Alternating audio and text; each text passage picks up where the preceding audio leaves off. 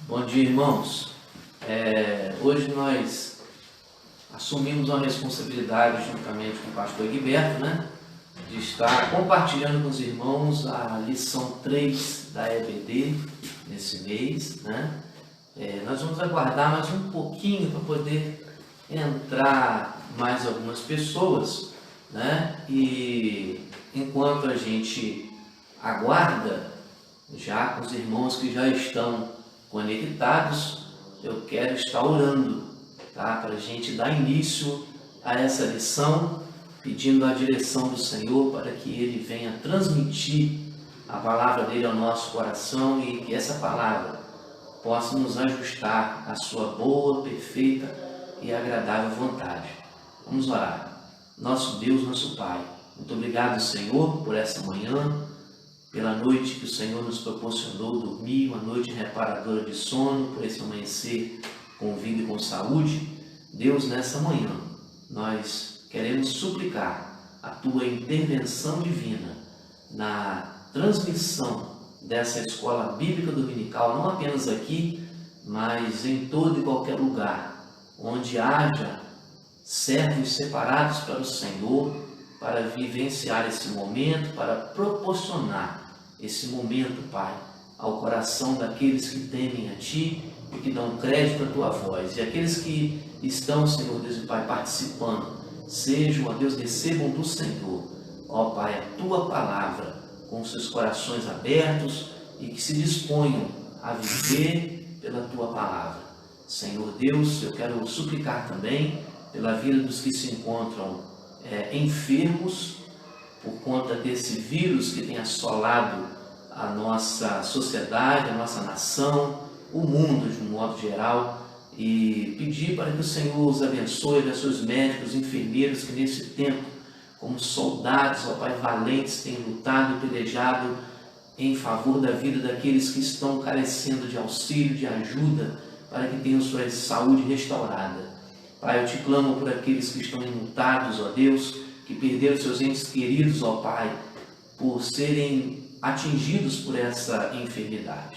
Ó Deus amado, Deus bendito, Deus de verdade, de poder, de justiça, Deus de juízo, Deus de amor, contempla a sinceridade do nosso coração, perdoa nossos pecados, abençoa-nos, ó Pai, nos dê um domingo abençoado pelo Senhor, um domingo que a partir desse momento possa ser um domingo que possa dar um novo início à nossa vida, transformação pela Tua palavra. Em nome de Jesus nós oramos, amém. Irmãos, então vamos lá.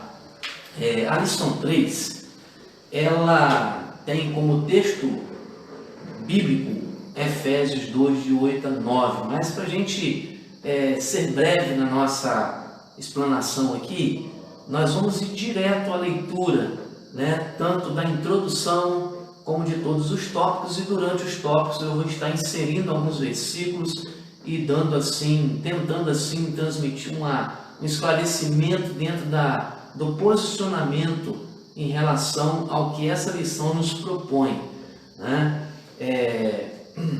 O título dessa lição é Não as obras, sim a graça. Quando eu fui preparar um resumo, eu coloquei graça e vida eterna, ou seja, a lei, a graça e a vida eterna. Diz assim a introdução dessa lição. Uma questão ainda discutida em nosso meio é a relação correta entre a lei, a Torá, o sistema do Antigo Testamento, para se aproximar de Deus, e a graça mostrada no Novo Testamento.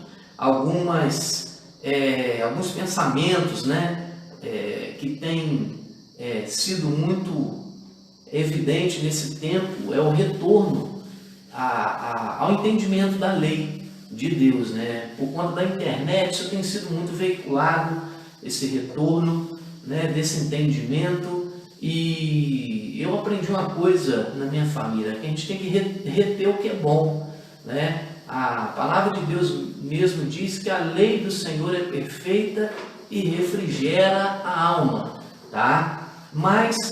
E eu quero aqui, faço questão de aqui frisar, a questão da lei e da graça, como as duas são importantes para a nossa caminhada. Paulo era judeu, ortodoxo, um fariseu profundamente imerso do ensino da lei. Ele foi um dos mais aplicados fariseus. E na minha nação, olha só o que diz o versículo, na minha nação excedi em judaísmo, e muitos da minha idade, sendo extremamente zelosos das tradições de meus pais. Está lá em Gálatas 2,14.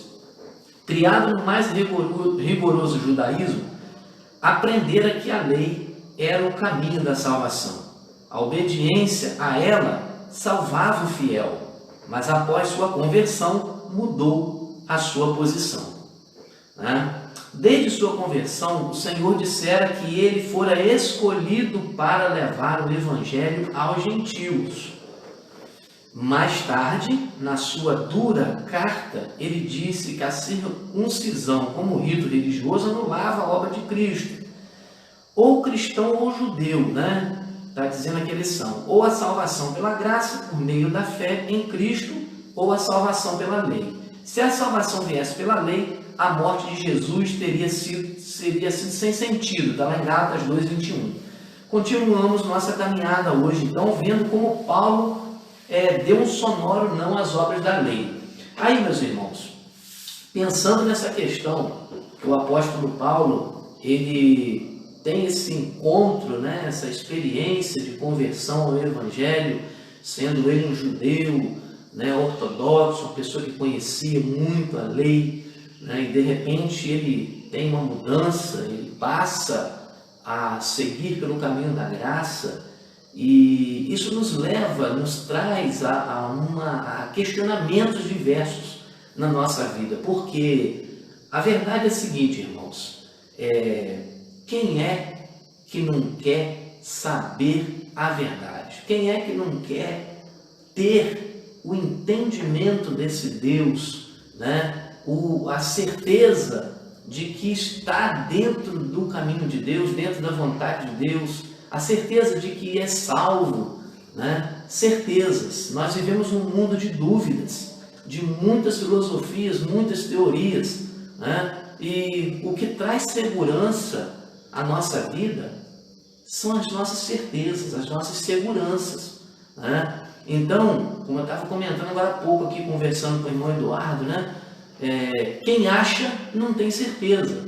Até uma palavra muito usada por um pastor conhecido, e é verdade, quem acha não tem certeza. E nós vamos tratar disso aqui. Eu separei aqui alguns versículos, e dentro desse contexto eu quero destacar esses versículos que eles expressam algumas afirmações do apóstolo Paulo. Lá em 2 Coríntios ele diz assim: assim que se alguém está em Cristo, nova criatura é. As coisas velhas já passaram, eis que tudo se fez novo. Ele faz essa afirmação: se alguém está em Cristo, é nova criatura, as coisas velhas já passaram, eis que tudo se fez novo. Em Gálatas 5:20, ele disse assim: já estou crucificado com Cristo, e vivo não mais eu, mas Cristo vive em mim. E a vida que agora vivo na carne, vivo-a pela fé do Filho de Deus, o qual me amou e se entregou a si mesmo por mim. Há um episódio narrado na Bíblia, irmãos, a respeito do encontro de Jesus com um doutor da lei. Olha só como é que nós vamos fazer aqui, nós vamos tentar compreender isso daqui, da melhor maneira possível. Nós estamos estudando, para a gente aprender e vamos nos aprofundar mais um pouquinho. Esse episódio que narra esse encontro de Jesus, do mestre Jesus com o doutor da lei, você percebe claramente que a motivação desse doutor da lei, da prática da lei por esse doutor da lei, era obter a vida eterna, era obter a salvação, era obter, meus irmãos, esse encontro com Deus, essa intimidade com Deus. E aquele homem era ferrenho na sua caminhada ali, preservando a sua integridade e os ritos que a lei lhe traziam, lhe indicavam para o caminho. Então, esse encontro de Jesus, ele está lá em Lucas 10, de 25 a 27, que diz assim: E eis que se levantou um certo doutor da lei, tentando Jesus, né, e dizendo: Mestre, que farei para herdar a vida eterna? Olha só, fica explícito, né, a intenção dele, o desejo ardente do coração dele. Mestre, o que eu faço para herdar a vida eterna? Tá? Um doutor da lei, né, para tentar Jesus, faz essa pergunta. E Jesus lhe disse: o que está escrito na lei? Como você entende, ou como você lê? E respondendo aquele doutor da lei, disse assim para Jesus: amarás ao Senhor teu Deus de todo o teu coração, e de toda a tua alma, e de todas as tuas forças, e de todo o teu entendimento, e ao teu próximo como a ti mesmo. Né? Ou seja, ele poderia recitar os 10 mandamentos todinho, mas ele, como era um doutor da lei, ele sabia que os 10 mandamentos se referem a isso: a amar a Deus sobre todas as coisas e ao próximo como a ti mesmo.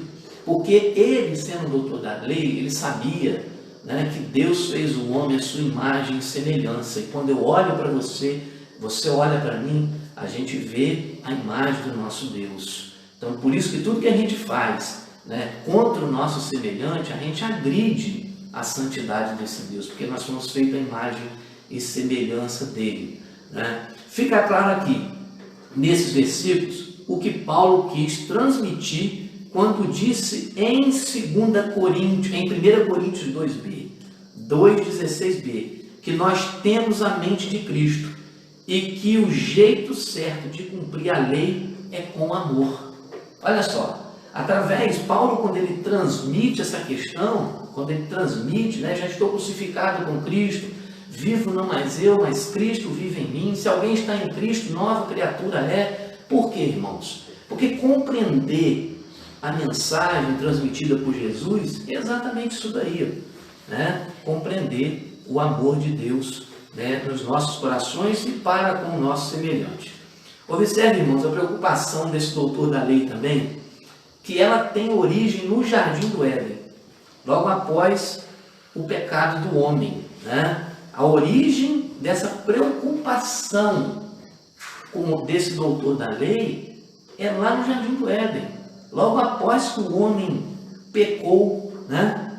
O que acontece lá em Gênesis 3:9 diz assim: e chamou o Senhor Deus a Adão e disse: onde estás? Meus irmãos, imagina como que Adão não estava. O que nós estamos vivendo nesse tempo, irmãos? Essa pandemia, né, com o coronavírus, né? A gente não sabe, todos nós estamos com uma senha na mão e não sabemos se a nossa senha será sorteada, né, para se encontrar com o Eterno através de um óbito pelo coronavírus ou ir para um leito de hospital porque Deus quer ajustar a nossa vida ao temor dele, ou se ele vai nos preservar para que a gente possa ficar na frente de batalha em oração por aqueles que estão sendo sorteados para viver essa triste experiência. Irmãos, Adão, lá no Jardim do Éden, ele deve ter se arrepiado todinho quando Deus chega naquele lugar, com a consciência da situação dele, do estado dele diante de Deus. E Deus chega naquele lugar e diz: Adão, onde estás? Né? Adão, onde estás? Após a desobediência de Adão, Deus o lança fora do jardim, para que a situação não ficasse pior. Depois que Adão faz isso, Deus o lança fora do jardim, para que a situação não fique pior. Mas pior em que sentido? Vai justificar o que o judeu busca, o que aquele doutor da lei busca: a salvação, a vida eterna. Olha só, imagina se Adão, né, naquele estado pecaminoso, aquele estado de pecado, de rebeldia contra Deus, ele consegue chegar na árvore da vida, na árvore que lhe daria vida eterna. Imagina uma pessoa vivendo eternamente, né, na prática do mal, na prática da desobediência, na prática do pecado. Olha o que diz aqui em Gênesis 3, 22, 23. Então disse o Senhor Deus: eis que o homem é como um de nós, sabendo o bem e o mal. Ora, para que não estenda sua mão e tome também da árvore da vida e coma e vive eternamente. Olha só, o Senhor Deus, pois, o lançou fora do jardim do Éden para lavrar a terra de que fora tomada. Ou seja, o que o homem ganhou como experiência por conta da sua desobediência? O que ele ganhou? A morte. E ninguém quer morrer, irmãos. Ninguém quer morrer. Eu não quero morrer. Eu quero viver eternamente. Né? Mas esse viver eternamente que nós queremos na carne, na nossa carne, né? É impossível. É impossível. Nós temos um tempo de vida aqui na Terra. No máximo 70 anos, alguns pela sua robustez vai longe, a Bíblia fala isso. Mas nós podemos viver aqui, a partir daqui, a vida eterna. Quando nós conseguimos compreender, né, a mensagem de Deus aos nossos corações, e a gente reconhece que nós somos pecadores, que nós erramos, e que é pela graça, não é pelas nossas ações que nós somos salvos, mas é pela graça de Deus. E aí vem a pergunta, né? Alguém gostaria de viver eternamente? Todo mundo quer viver eternamente? A resposta é clara que sim. Viver é bom demais, irmãos. Eu quero partir agora para o tópico 1, que diz, Paulo não encontrou a justificação dos seus pecados na lei, mas na fé em Jesus. E sendo achado nele, não tendo como minha justiça que vem da lei, mas a que vem pela fé em Cristo Jesus, a saber, a justiça que vem de Deus pela fé. A busca anterior, como fariseu, fora frustrante para Paulo, né? A lei, como qualquer sistema religioso, não pode nos dar o perdão dos pecados. Realmente não pode nos dar o perdão dos pecados. Nesse tópico 1, né, há 2 versículos que quero compartilhar com os irmãos. Muito interessante, né? Muito interessante. Primeiro de Filipenses, capítulo 3, do versículo 4 ao 7. Ainda que também podia confiar na carne, Paulo falando dele, ainda que também podia confiar na carne, se algum outro cuida que pode confiar na carne, ainda mais eu. Olha o que Paulo fala dele mesmo. Circuncidado ao 8º dia, da linhagem de Israel, da tribo de Benjamim, hebreu de hebreus, segundo a lei fui fariseu, segundo o zelo, perseguidor da igreja, segundo a justiça que há na lei, irrepreensível, mas o que para mim era ganho, reputei-o perda por Cristo. Olha a conclusão que Paulo chegou. Olha a conclusão que Paulo chegou. E o segundo versículo, irmãos, que eu quero mostrar aqui para os irmãos, está lá em Gênesis, está lá na Torá, né? Para Paulo chegar a essa conclusão aqui, sabe, sendo ele um doutor da lei, sabe, ele era doutor da lei porque ele conhecia a Torá, ele conhecia o decálogo, ele conhecia a palavra de Deus. E a gente precisa conhecer a palavra de Deus, meus irmãos, muito mesmo. É muito difícil nós, por nós mesmos, caminharmos com as nossas pernas, nós somos falhos. A palavra de Deus diz que a misericórdia do Senhor é a causa de não sermos consumidos, que ela se renova a cada manhã, toda hora a gente está errando, toda hora a gente comete uma falha. Mas quem está em contato com a palavra de Deus consegue minimizar isso daí, né? E chega um momento em que a gente consegue caminhar de uma maneira mais leve, mais suave. Olha o que Paulo disse, né? O que era ganho para mim, reputei o perda por Cristo. Vamos lá em Gênesis, lá no início da Bíblia, capítulo 6, versículo 7, versículo 9, diz assim, de 7 a 9, e disse o Senhor, olha, destruirei o homem que criei. Deus generalizou todo mundo, porque todos pecaram, né? A gente vê que Adão, né, o pecado já vem no cerne, na vida de Adão, e isso pega todo mundo, né? Destruirei o homem que criei de sobre a face da terra, desde o homem até o animal, até o réptil. Nem os animais irracionais fugiram da destruição, olha só. E até as aves dos céus, porque me arrependo de os haver feito. Deus é santo, né? Sua santidade estava causando esse mal-estar naquilo que ele criou, né? Naquele filho, aquela criatura, imagem e semelhança dele. Noé, porém, achou que graça aos olhos do Senhor. Olha que interessante, o apóstolo Paulo fala aqui antes, né? Mas o que para mim era ganho, eu reputei o perda por Cristo. Noé, lá em Gênesis, Noé, porém, achou graça aos olhos do Senhor. E embaixo diz assim: estas são as gerações de Noé. Noé era homem justo e perfeito em suas gerações. Noé andava com Deus. Noé andava com Deus, mas mesmo Noé andando com Deus, sendo justo e perfeito em suas gerações, foi pela graça que Noé foi salvo.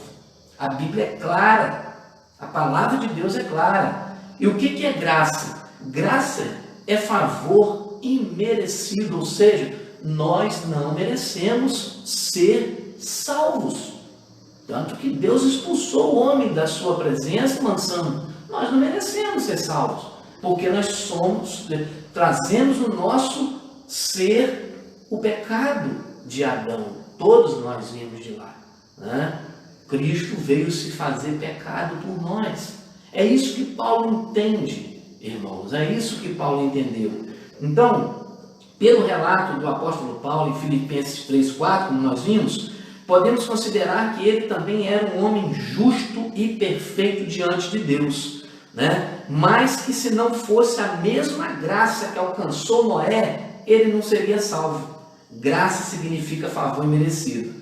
Diante disso, é fácil compreender a fala de Paulo em Efésios 2, de 8 a 9. Porque pela graça sois salvos por meio da fé, e isso não vem de vós, é dom de Deus, é um presente de Deus. A graça é um presente de Deus, né? A graça é um presente de Deus. E Paulo recebeu esse presente. E Paulo conseguiu compreender esse presente. E com certeza, Noé, na intimidade da sua vida, dentro daquela arca, saindo daquele dilúvio com a sua família, com certeza Noé compreendeu a graça de Deus sobre a vida dele. Porque se tem uma coisa, meus irmãos, né? O espírito do homem, a Bíblia fala que o espírito do homem, até publiquei isso no Facebook hoje, é a lâmpada do Senhor. Através do espírito do homem, o Senhor esquadrinha a nossa vida toda, tá? Então, com certeza Noé sabia que ele foi salvo pela graça. Foi a graça de Deus, porque ele sabia que ele não era, por mais que ele fosse justo e perfeito, que não havia merecimento.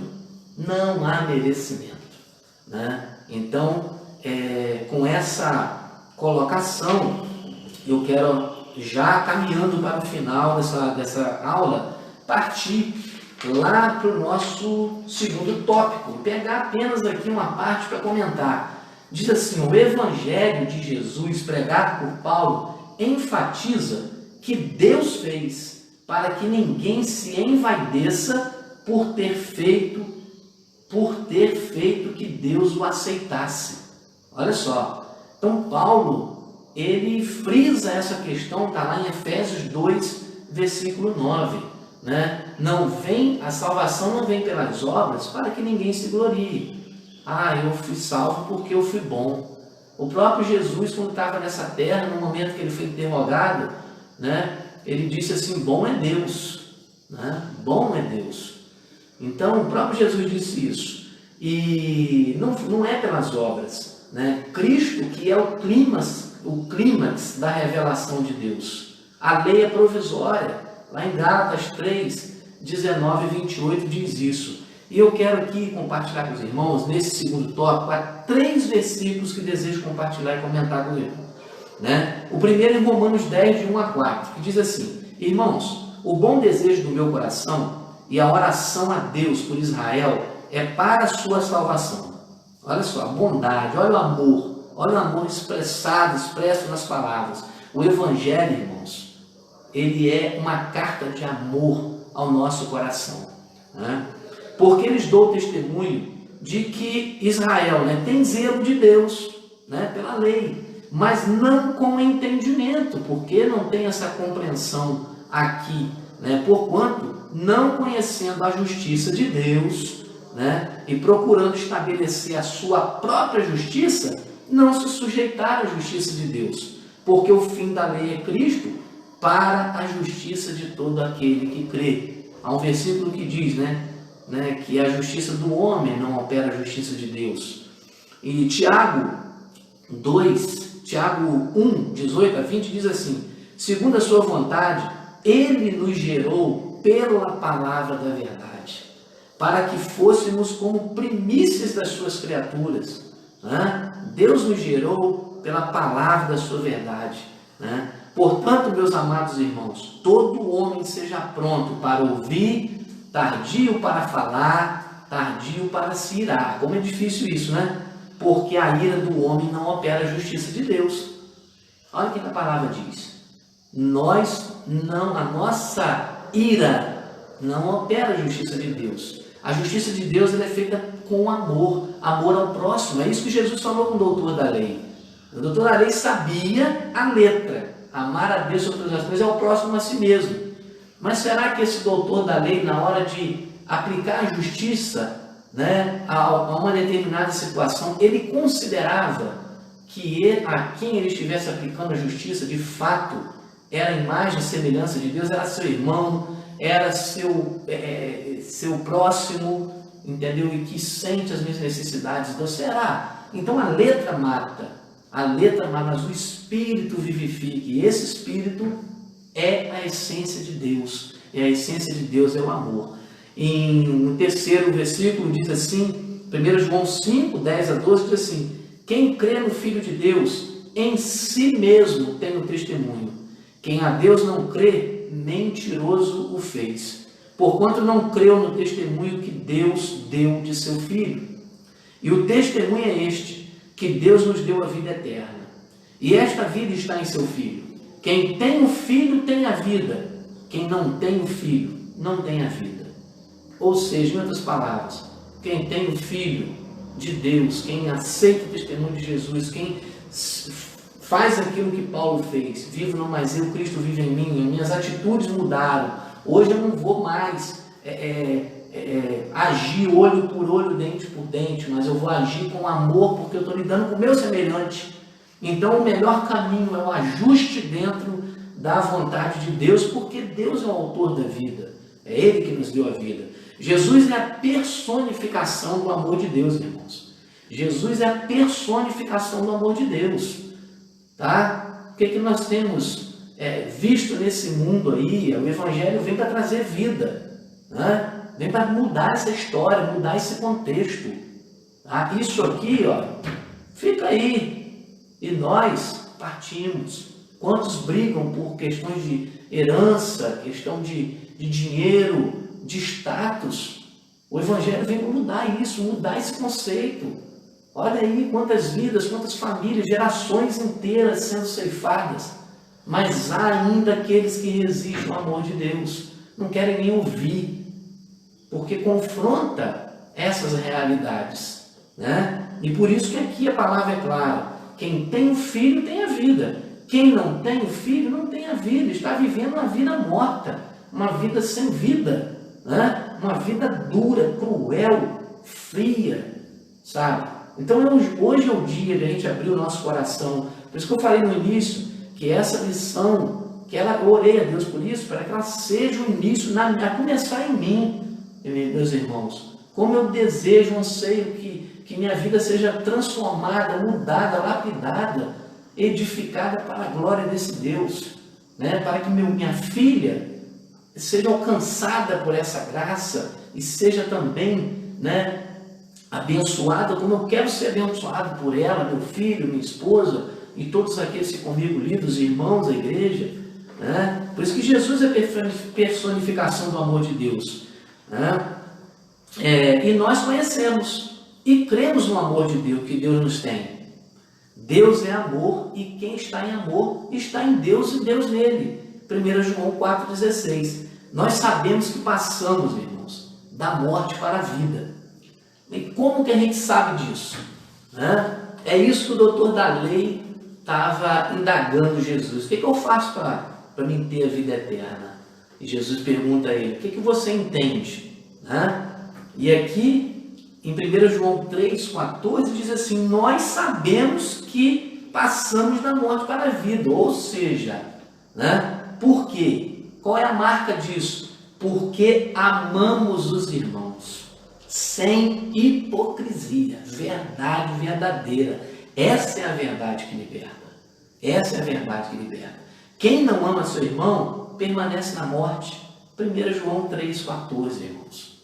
Às vezes nós tomamos posições radicais, somos duros em determinadas situações, às vezes nós nos posicionamos com rigidez em determinadas posições.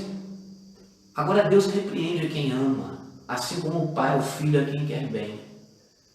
Eu preciso me despir de mim mesmo para que Cristo possa viver. Né? Quantas coisas a gente precisa se despir de nós, para que Ele possa viver. Irmãos, no mundo a gente tem aflição, mas Jesus falou o quê? A gente tem que ter bom ânimo, né? Porque Ele venceu o mundo, a gente tem que vencer isso também, sabe? O Evangelho não vem para engessar a gente, não, muito pelo contrário, vem para dar vida. O Evangelho traz para a gente a mente de Cristo. Nós temos uma outra mentalidade. O tópico 3, para finalizar agora, irmãos, né?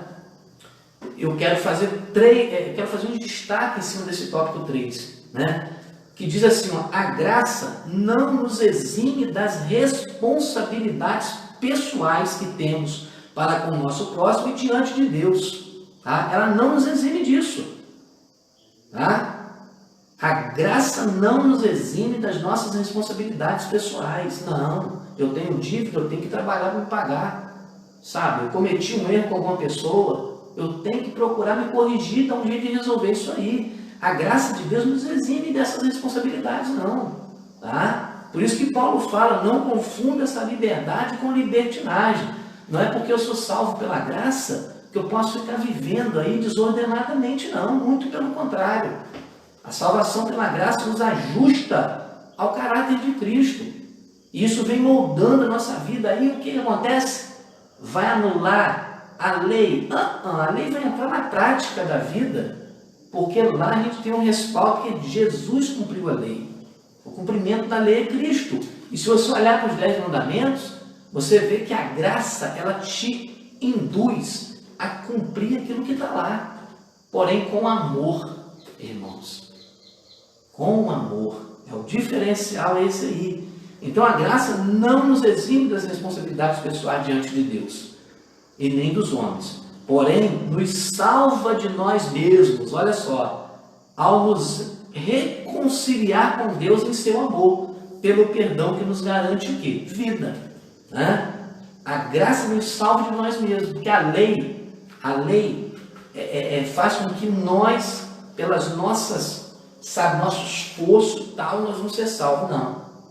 A graça nos salva de nós mesmos. Então, quando nós olhamos para a lei, quando nós olhamos a palavra de Deus, a gente, pela fé, pela graça, né, seguir aquilo ali, você segue com vida. A lei passa a ser uma vida, como foi na vida daquele que trouxe vida para nós. Né? Lá em Gálatas 5, 13 e 14, para encerrar, diz assim, ó, porque vós, irmãos, fostes chamados à liberdade. Não useis então da liberdade para dar ocasião à carne, só porque você está salvo pela graça. Não entra nessa não. Mas servi-vos uns aos outros pelo amor, porque toda a lei se cumpre numa só palavra, amarás o teu próximo como a ti mesmo. E finalizando, eu quero ler o Salmo 119, versículo 142, que diz assim, a tua justiça é uma justiça eterna, ou seja, a justiça que é pela fé no Filho de Deus, né? A justiça de Deus é uma justiça eterna, é aquela justiça que nos dá de fato, que nos traz de fato a vida eterna, porque sabemos que nós amamos os irmãos, e dentro dessa verdade nós desfrutamos da vida, né? Nós desfrutamos da vida, né? E a tua lei é a verdade. Olha o que o salmista fala aqui. Olha o que o salmista em Salmo 119, 142. Anota aí, irmãos. Salmo 119, 142. a tua justiça é uma justiça eterna. A justiça de Deus é uma justiça eterna, tá? E a tua lei é a verdade.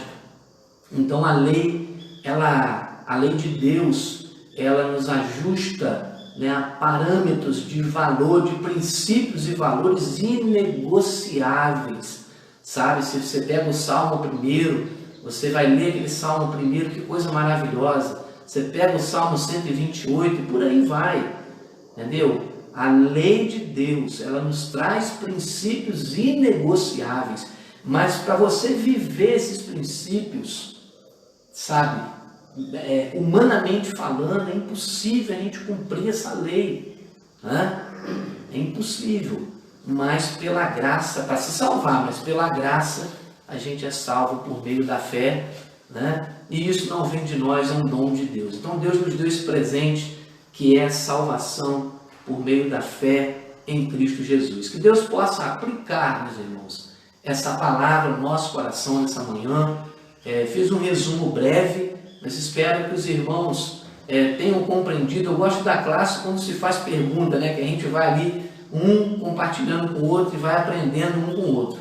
Mas que os irmãos meditem, né, mais na palavra, busquem na compreensão. Se alguém quiser conversar com o pastor, ter o contato, tira as dúvidas com ele, né? E estou lá também, se os irmãos quiserem conversar comigo também, mas o pastor é o pastor da igreja que vai te dar mais a resposta mais de repente eficaz, no caso que ele é o nosso líder aqui. Então é ele que nós temos que procurar aqui pela igreja primeiro, né? Vamos orar então, encerrando esse momento. Pai, obrigado, Deus querido, pelo privilégio, Senhor, de poder desfrutar desse momento, mesmo que virtualmente com nossos irmãos, através dessa live, ó Deus.